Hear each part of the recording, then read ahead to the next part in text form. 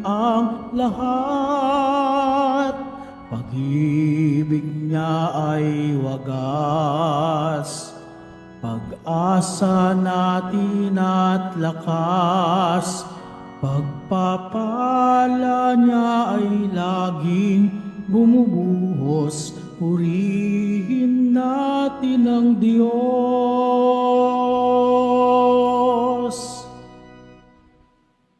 Sa ngalan ng Ama at ng Anak at ng Espiritu Santo, Amen. ang pagpapala ng ating Panginoong Hesukristo, ang pag-ibig ng Diyos Ama, at ang pakikipagkaisa ng Espiritu Santo, naway sumainyong lahat. At sumayuri.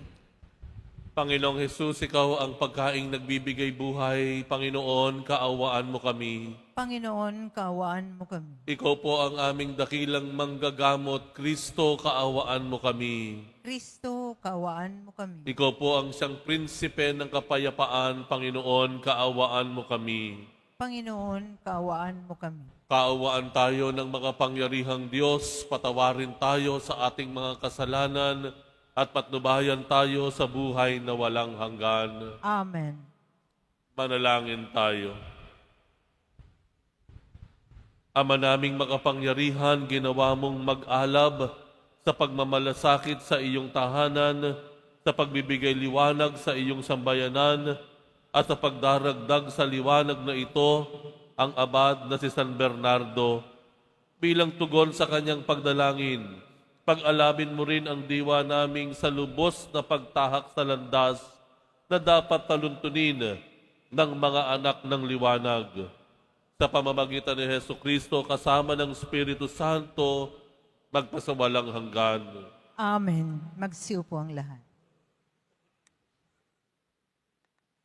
Pagbasa mula sa Aklat ng Mga Hukom. Noong panahong iyon, ang mga taga-Sikiem at Bet-Milo ay sama-samang nagpunta sa may sagradong puno ng ensina sa Sikiem at itinalagang hari si Abimelech. Nang mabalitaan ito ni Hoatam, tumayo siya sa itaas ng bundok ng Gerizim at humiyaw, "Mga taga-Sikiem, makinig kayo sa akin at makikinig sa inyo ang Diyos." Noong unang panahon, nag-usap-usap ang mga punong kahoy upang pumili ng hari. Sinabi nila sa olibo, "Ikaw ang maghari sa amin." Sumagot ang olibo, "Kakailanganin kong itapon ang aking langis na gamit sa pagpaparangal sa mga Diyos at sa mga tao kung ako ang mamamahala sa inyo." Sinabi nila sa igos, "Ikaw na ang maghari sa amin." Ngunit sumagot ang igos, "Kakailanganin kong iwan ang masasarap kong bunga kung pamamahalaan ko kayo." Kaya sinabi nila sa ubas, "Ikaw nang maghari sa amin." Sumagot ang ubas, "Sa akin nang gagaling ang alak na pampasaya sa mga Diyos at sa mga tao. Kakailanganin kong iwang yaon kung ako ang maghahari sa inyo." Kaya sinabi nila sa dawag, "Ikaw na nga ang maghari sa amin." Ang sagot ng dawag, "Kung talagang ibig ninyo akong maging hari, sumilong kayo sa akin. Kung ayaw ninyong sumilong, magpapalabas ako ng apoy upang sunugin ang mga sedro ng Libano." Ang salita ng Diyos. Salamat sa Diyos. Poon ang bigay mong lakas sa hari nagpapagalak. Poon ang bigay mong lakas sa hari nagpapagala. Nagagalak ang hari, o poon, dahilan sa lakas mong bigay. Siya'y nagagalak sa kanyang tagumpay. Binigyan mo siya ng lahat ng kanyang mga kailangan at iyong dininig kanyang kahilingan. Poon ang bigay mong lakas sa hari nagpapagala. Dinalaw mo siya na ang iyong taglay ay gintong korona. Iyong pinagpalat, pinutungan siya. Hiling niya'y buhay at iyon ang iyong ipinagkaloob. Buhay na mahabat, walang pagkatapos. Poon ang bigay mong lakas sa hari nagpapagala. At naking dakila, pinakadakila mo ng iyong tulungan. Naging bantog siya at makapangyarihan. Iyong pinagpala, nang pinagpala mong walang katapusan, nagagalak siya sa iyong patnubay. Poon ang bigay mong lakas ay sa hari nagpapagala. Magsitayo na po ang lahat.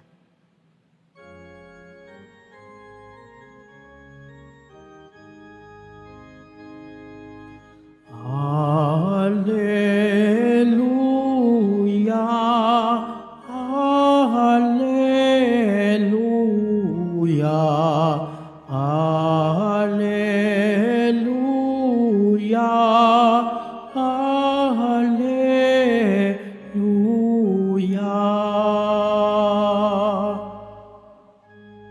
Buhay ang salita ng Diyos, ganap nitong natatalos, tanang ating niloloob. Alleluia, Alleluia, Alleluia, Alleluia.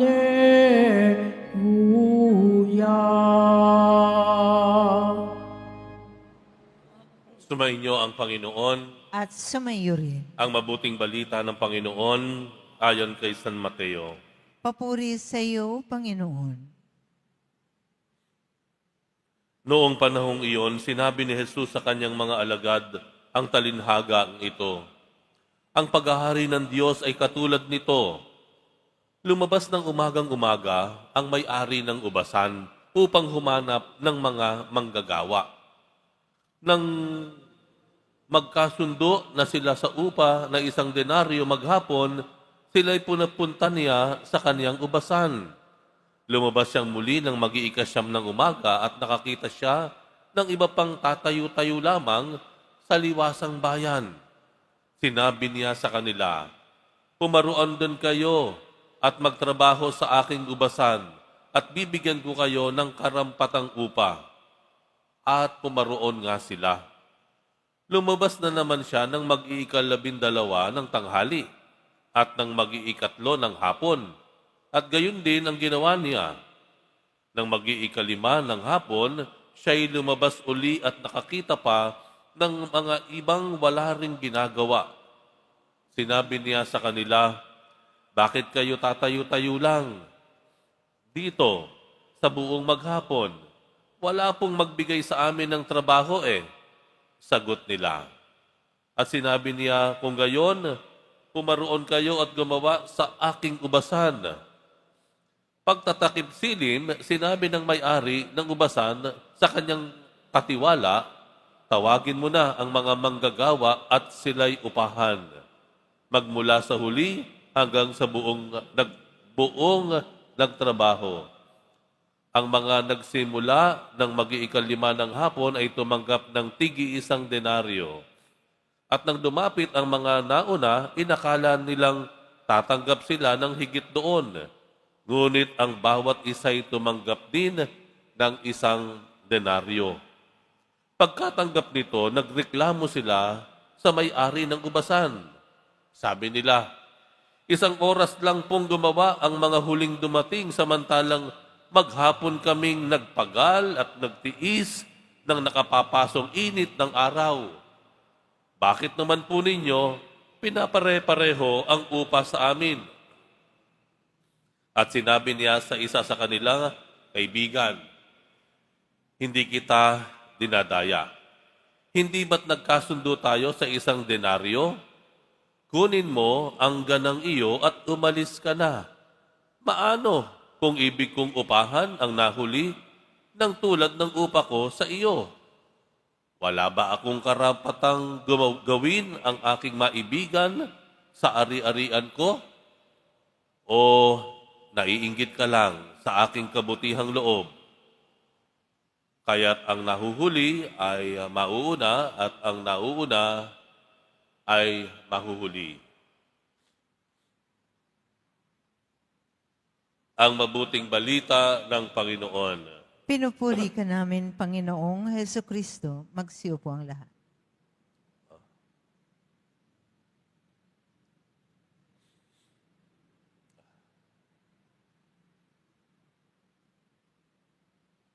Bakit ka nga ba magrereklamo kung pinili ng iyong boss na bigyan ng sweldo ang kaopisina mo na nagtrabaho lamang ng 10 araw, na halaga ng sweldo ay kaparehas ng sweldo mo na nagtrabaho marahil ng 26 na araw. Nakakagigil. Bakit pareho kami ng natanggap? Bakit pareho ang halaga na binigay sa amin?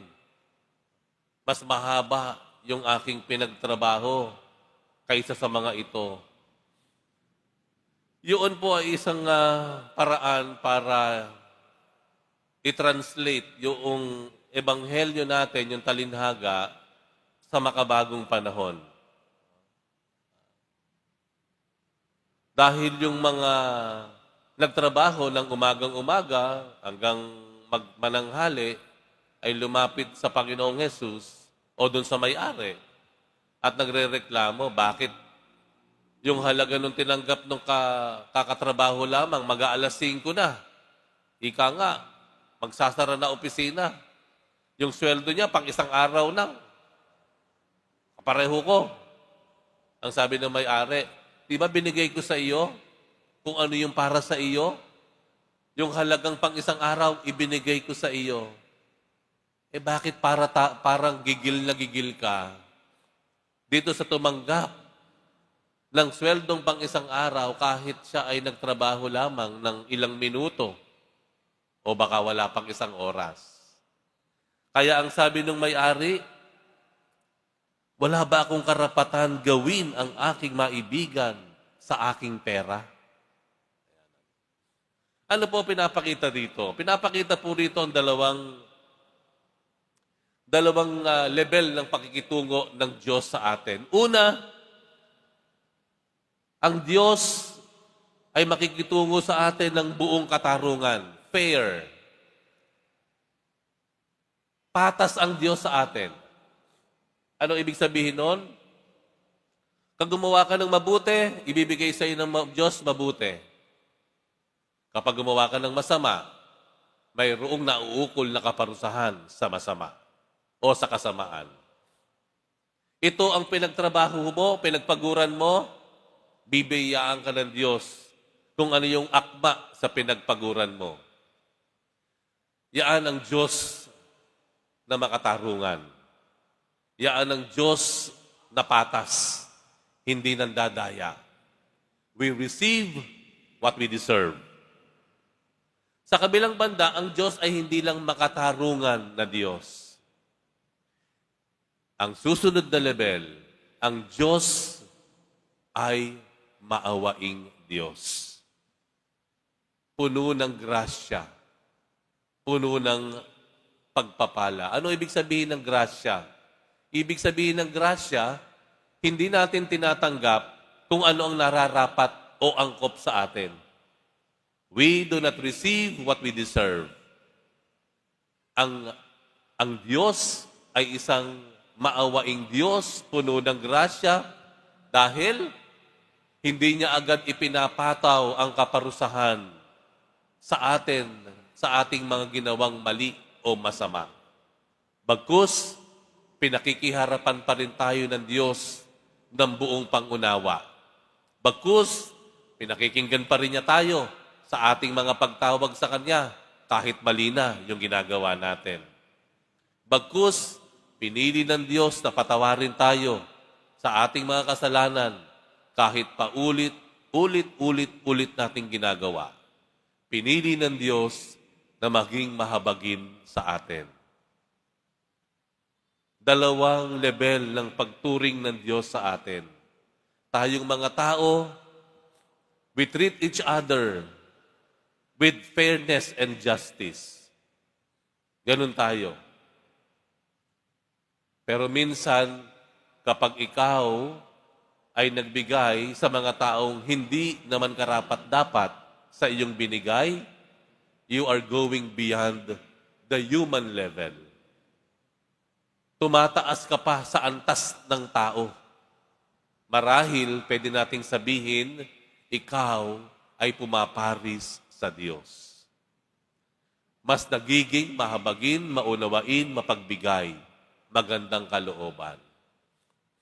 Habang nasa mundo po tayong ito, the good news is, ang Diyos mas pinipili tayong pakiharapan ng buong habag at grasya. God decides to be gracious to us rather than just. Dahil, sa totoo lamang po, kung talagang magiging makatarungan at patas ang Diyos sa atin, palagay ko wala pong tatagal sa atin ng isang araw. Ibig sabihin, kung ibibigay ng Diyos ang kaparusahan sa bawat pagkakamali natin in a day, hindi tatagal tayo ng isang araw. Lahat tayo mapapahamak dahil ilang beses po tayo nagkakamali sa isang araw. Ang good news, mas pinili ng Diyos na pakiharapan tayo ng buong habag, pangunawa. Pinili ng Diyos na biyayaan tayo kahit pakaramdam natin, hindi natin deserve. Hindi tayo karapat-dapat. Let us be gracious to one another. Let us be forgiving. Oo, wag nating alisin yung pagiging fair, pagiging just, pagiging makatarungan. Pero, kung kinakailangan at nakikita po natin, piliin din po natin na maging mahabagin, maunawain sa bawat isa. Kagaya ng pakikiharap ng Diyos sa atin. Sino yung mga tao sa sandaling ito, naaalala mo, kailangan ng ganitong pakikiharap mula sa iyo?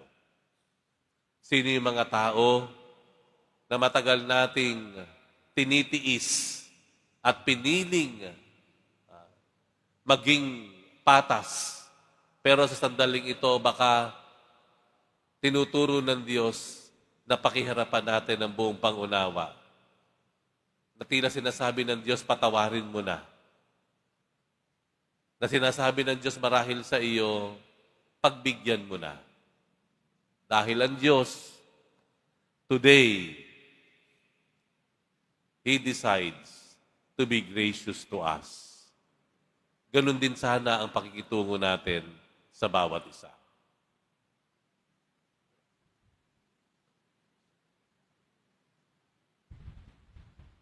Tumayo na po ang lahat.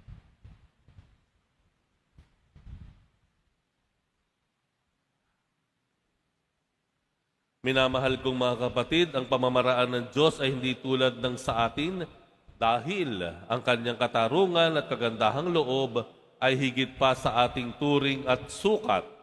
Lumapit tayo sa Kanya habang nananalig na pakinggan niya tayo at hindi bibiguin. Ama, sumaamin nawa ang iyong kagandahang loob. Ama, sumaamin nawa ang iyong kagandahang loob. Ang simbahan sa pamamagitan ng kanyang mga misyonero at tagapagpahayag, naway maipalaganap ang ebanghelyo ng Panginoon ng may katapangan at pagtatiyaga. Manalangin tayo. Ama, sumaamin nawa ang iyong kagandahang loob.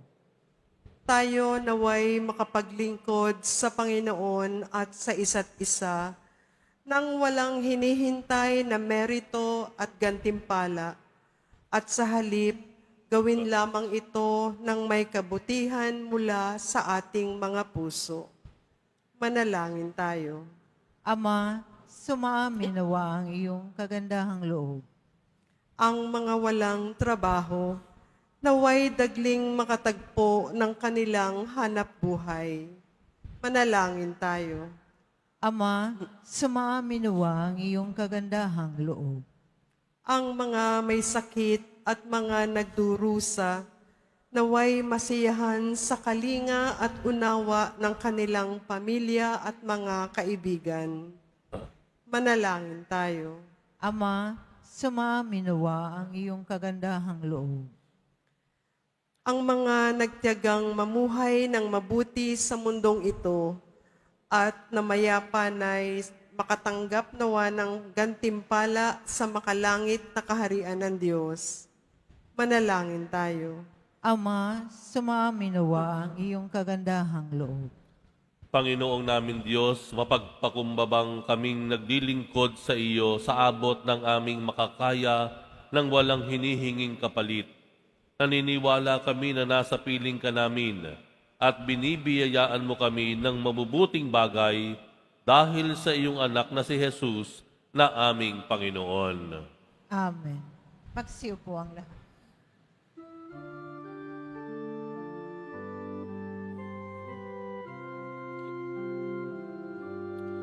Tanggapin ninyo, O Diyos na nakayanan naming alay sa inyo. Galing din po sa inyo mga biyaya na ito, tinapay at alak mula sa aming ani. Inyo po nawa itong ikaligaya. Kung mamarapatin po sila'y inyong gawing katawan at dugo ng inyong anak, minamahal naming Jesus. Minamahal naming Jesus. Tumayo na po ang lahat. Manalangin kayo mga kapatid upang ang paghahain natin ay kalugdan ng Diyos amang makapangyarihan. Tanggapin nawa ng Panginoon itong paghahain sa iyong mga kamay, sa kapurihan niya at karangalan sa ating kapakinabangan at sa buong sambayanan niyang banal. Ama naming lumikha, iniahahain namin ang pananda ng pagkakaisa at kapayapaan. Ngayong ginugunita namin ang abad na si San Bernardo, na sa salita't gawa ay nagsikap pagkasunduin ang simbahan. Sa pamamagitan ni Hesukristo kasama ng Espiritu Santo, magpasawalang hanggan. Amen. Sumainyo ang Panginoon. At sumayo rin. Itaas sa Diyos ang inyong puso at diwa. Itinaas na namin sa Panginoon. Pasalamatan natin ang Panginoong ating Diyos. Marapat na siya ay pasalamatan. Ama naming makapangyarihan, tunay ngang marapat na ikaw ay aming pasalamatan. Ang pagpaparangal sa iyong kabutihan ay lagi mong pinaalingaw-ngaw sa iyong sambayanan. Sa pagkakaroon ng mga kaanib na maaasahan at tapat tulad mo sa pananagutan, upang magbunga ang punyagi ng iyong anak, na sa iyong pag-ibig kami makatulad, ang mga banal na tao'y tumutulong sa lahat sa pagbibigay halimbawa at pananalangin wagas. Kaya kaisa ng mga anghel na nagsisiawit ng papuri sa iyo nang walang humpay sa kalangitan, kami nagbubuni sa iyong kadakilaan. Santo, Santo, Santo, Panginoong Diyos ng mga hukbo, napupuno ang langit at lupa ng kadakilaan mo, Hosana sa kaitaasan. Pinagpalang na paririto sa ngalan ng Panginoon, Hosana sa kaitaasan. Magsiluhod po ang lahat. Ama naming banal, dapat kang purihin ng tanang kinapal sapagkat sa pamamagitan ng iyong anak na aming Panginoong Hesukristo, at sa kapangyarihan ng banal na Espiritu, ang lahat ay binibigyan mo ng buhay at kabanalan. Walang sawa mong tinitipon ang iyong sambayanan upang mula sa pagsikat hanggang sa paglubog ng araw, maihandog ang malinis na alay para sambahin ang iyong ngalan. Ama, isinasamo namin, pakabanalin mo sa kapangyarihan ng banal na Espiritu ang mga kaloob na ito na aming inilalaan sa iyo. Ito nawa ay maging katawan at dugo ng iyong anak at aming Panginoong Hesukristo na nag-utos ipagdiwang ang misteryong ito. Noong gabing ipagkanulo siya, hinawakan niya ang tinapay. Pinasalamatan kaniya, pinaghati-hati niya yon, iniabot sa kanyang mga alagad at sinabi, "Tanggapin ninyong lahat ito at kanin. Ito ang aking katawan na ihahandog para sa inyo."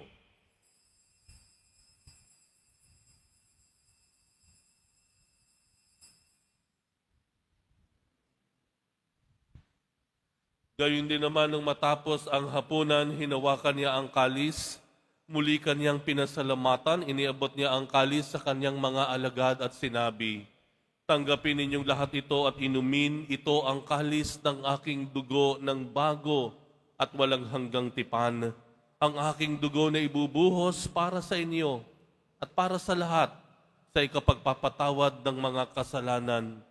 Gawin ninyo ito sa pag-alala sa akin."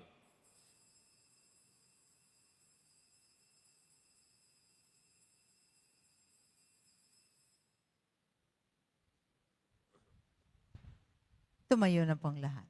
Ipagbunyi natin ang misteryo ng pananampalataya. Si Kristo'y namatay, si Kristo'y nabuhay, si Kristo'y babalik sa wakas ng panahon. Ama, ginugunita namin ang pagkamatay ng iyong anak na sa amin nagligtas, gayon din ang kanyang muling pagkabuhay at pag-akyat sa kalangitan, samantalang ang kanyang pagbabalik ay pinananabikan. Kaya bilang pasasalamat, ngayoy aming iniaalay sa iyo ang buhay at banal na paghahaing ito. Tunghayan mo ang handog na ito ng iyong simbahan. Masdan mo ang iyong anak na nag-alay ng kanyang buhay upang kami ay ipagkasundo sa iyo. Loobin mong kaming magsasalo-salo sa kanyang katawan at dugo ay mapuspos ng Espiritu Santo at maging isang katawan at isang diwa kay Kristo. Kami naman ay gawin niyang handog na habang panahong nakatalaga sa iyo.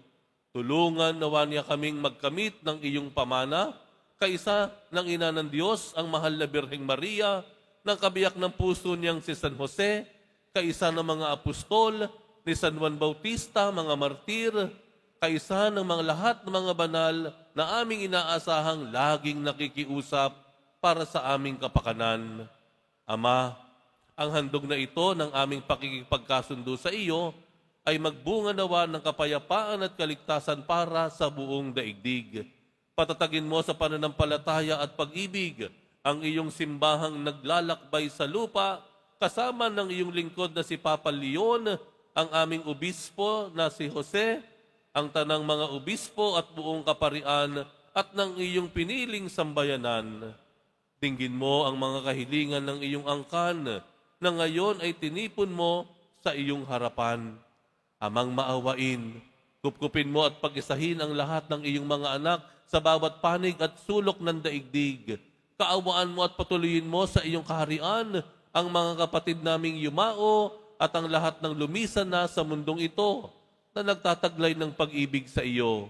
Kami ay umaasang makararating sa iyong piling at sama-samang magtatamasa ng iyong kaningningang walang maliw sapagkat aming masisilayan ang iyong kagandahan sa pamamagitan ng aming Panginoong Hesukristo na siyang pinagdaraanan ng bawat kaloob mo sa aming kabutihan. Sa pamamagitan ni Kristo, kasama niya at sa Kaniya, ang lahat ng parangal at papuri ay sa iyo, Diyos amang makapangyarihan, kasama ng Espiritu Santo, magpasawalang hanggan. Amen. Idalangin po natin ang kaharian ng Diyos ay mapasa atin at ang kanyang kalooban ay magawa nating sundin. Ama namin, sumasalangit ka, sambahin ang ngalan mo. Mapasa amin ang kaharian mo, sundin ang loob mo dito sa lupa para nang sa langit. Bigyan mo kami ngayon ng aming kakanin sa araw-araw at patawarin mo kami sa aming mga sala para ng pagpapatawad namin sa nagkakasala sa amin. At huwag mo kaming ipahintulot sa tukso at iadya mo kami sa lahat ng masama. Hinihiling namin kami iadya sa lahat ng masama, pagkalooban ng kapayapaan araw-araw, iligtas sa kasalanan at ilayo sa lahat ng kapahamakan, samantalang aming pinananabikan ang dakilang araw ng pagpapahayag ng tagapagligtas naming si Heso Kristo. Sapagkat iyo ang kaharian at ang kapangyarihan at ang kapurihan magpakailanman. Amen. Panginoong Heso Kristo, sinabi mo sa iyong mga apostol, kapayapaan ang iniiwan ko sa inyo. Ang aking kapayapaan ang ibinibigay ko sa inyo. Tunghayan mo ang aming pananampalataya at huwag ang aming pagkakasala. Pagkalooban mo kami ng kapayapaan at pagkakaisa, ayon sa iyong kalooban, kasama ng Espiritu Santo, magpasawalang hanggan. Amen. Ang kapayapaan ng Panginoon ay laging sumainyo. At sumayo rin. Magbigayan po tayo ng kapayapaan sa isa't isa. Kordero ng Diyos na nag-aalis ng mga kasalanan ng sanlibutan, maawa ka sa amin. Kordero ng Diyos na nag-aalis ng mga kasalanan ng sanlibutan, maawa ka sa amin. Kordero ng Diyos na nag-aalis ng mga kasalanan ng sanlibutan, ipagkaloob mo sa amin ang kapayapaan. Magsiluhod po ang lahat. Ito ang kordero ng Diyos, itong nag-aalis ng kasalanan ng sanlibutan, mapalad ang mga inaanyayahan sa kanyang piging. Panginoon, hindi ako karapat-dapat na magpatuloy sa iyo, ngunit sa isang salita mo lamang ay gagaling na ako.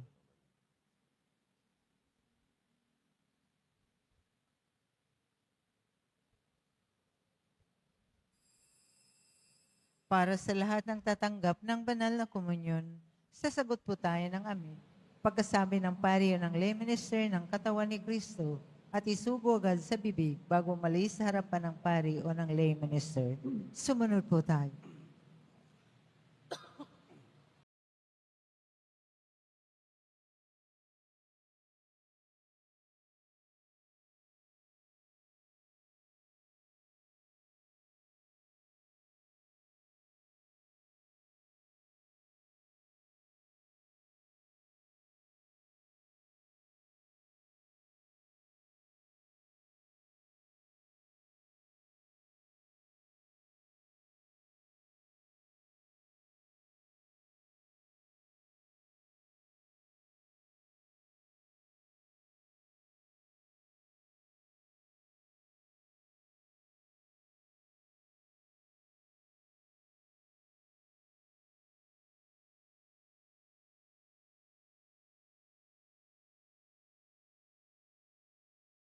Magsitayo na po ang lahat. Manalangin tayo.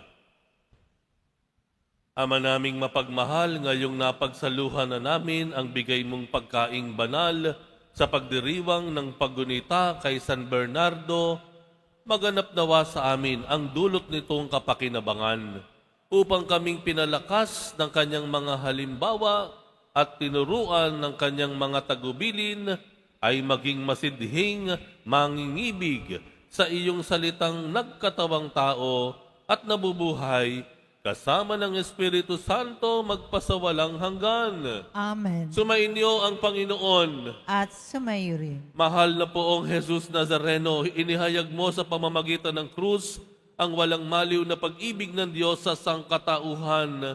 Pakinggan mo ang kahilingan lalo na para sa mga nangangailangan ng iyong tulong at awa. Makamtanawa namin ang iyong kasagutan na may utang na loob na tinatanaw. Basbasan din po ninyo itong mga imahen at dasalan upang lalo kaming manalangin at magtiwala. Sa pamamagitan ng bendisyon na ito, naway lalo kaming maging mapaglingkod, masunurin at tapat sa iyo na aming maluwalhating Panginoon, magpasawalang hanggan. Amen. At pagpalain kayong lahat ng makapangyarihang Diyos, Ama at Anak at Espiritu Santo. Amen. Kumayo kayong taglay ang pag-ibig at misyon ng ating poong Jesus Nazareno. Salamat sa Diyos.